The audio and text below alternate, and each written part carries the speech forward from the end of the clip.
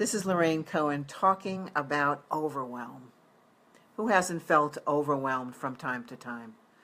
Overwhelm happens when we're trying to look at, figure out, take action on, manage too many things all at once. In overwhelm, we can feel a sense of urgency and panic that's real or imagined, and when we're too close to the bigness of things. Overwhelm can also be felt when there is a difficulty in setting boundaries, when too many yeses have been said, when there needed to be a lot more no's. So if this has happened to you, here's what you can do to step out of some of that intensity and drama and come back into your essential best.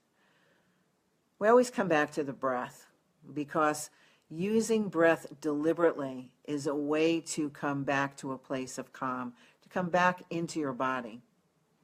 I want to describe to you a breathing technique that you might find helpful. Sitting straight up in a chair with your feet on the floor, inhaling through your nose for the count of 3 or 4, holding your breath briefly for the count of 1 or 2, and then exhaling for the count of 6 or 8 through your mouth. So you notice that your inhalation is half of your exhalation. And I encourage you to do that for several minutes. Notice your thoughts and self-talk without engaging. Become an observer within yourself as you focus on your breathing. Pay attention to the sensations in your body. Notice how your breath is helping you to reconnect with your essence.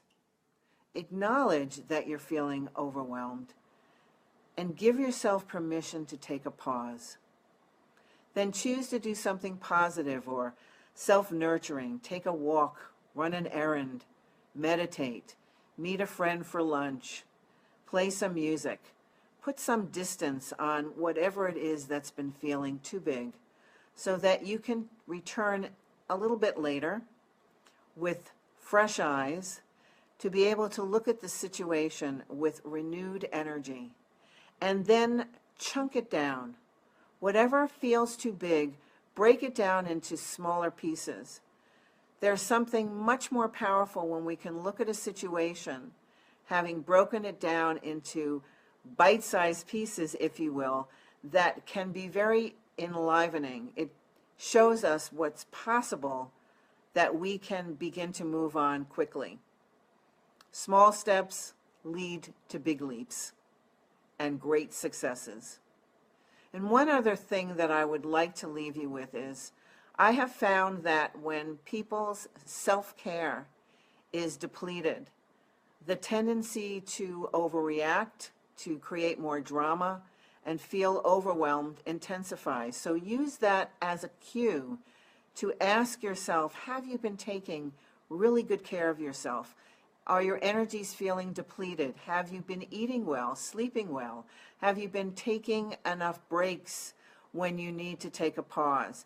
Have you been self-loving? And if you get a lot of no's on those questions, take those actions to make some of those course corrections so that you can show up to the people and situations you love from your best.